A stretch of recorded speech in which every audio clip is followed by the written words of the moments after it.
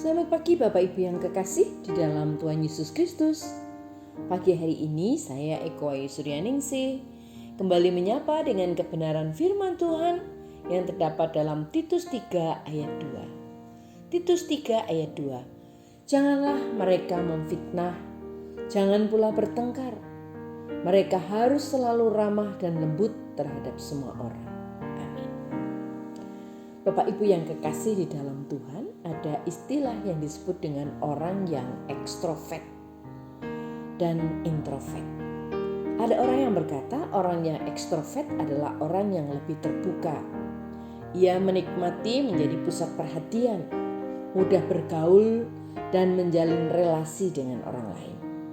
Sementara orang introvert adalah orang yang lebih menikmati kesendirian, perlu waktu yang lebih lama untuk akrab dengan orang lain.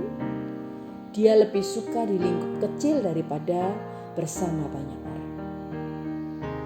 Sikap ramah lebih sering dikaitkan dengan seorang yang ekstrovert karena mereka lebih terampil memulai obrolan dan menikmati kebersamaan dengan banyak orang.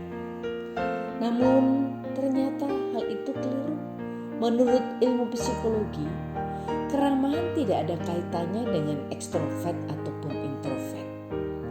Pada kenyataannya, banyak orang-orang introvert juga ramah dan hangat.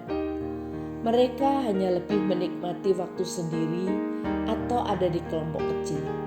Sementara ekstrovert kebalikannya, dia lebih menikmati dengan waktu yang bersamaan dengan orang banyak.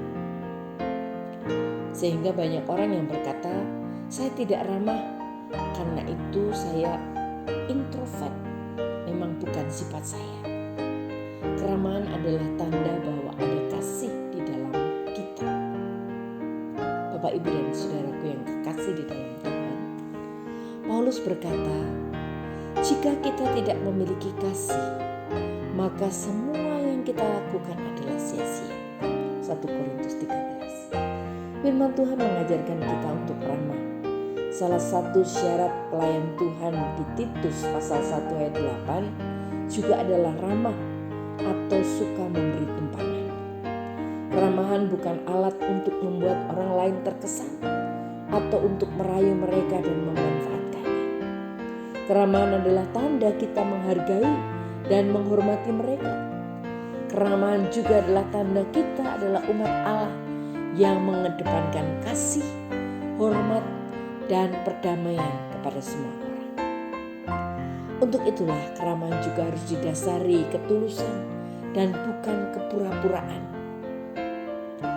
Jangan ada di antara kita yang bersikap baik hanya kepada yang tampak orang kaya, tampak terhormat atau yang rupawan.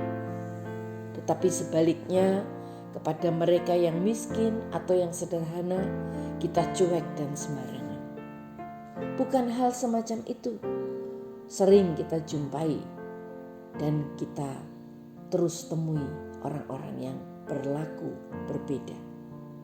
Namun hari ini kita diingatkan dua hal. Yang pertama, keramahan adalah sikap yang harus dan bisa dimiliki oleh semua orang, apapun karakternya. Ini adalah soal kebiasaan dan bukan soal pembawaan. Yang kedua, jika kita punya kasih, hormat, dan kedamaian, maka keramahan kita bukanlah kepura-puraan, tapi berasal dari ketulusan. Amin. Mari kita berdoa. Tuhan Yesus, penuhi aku dengan Roh-Mu yang kudus, sehingga dari hari ke hari aku semakin memiliki karakter seperti Engkau.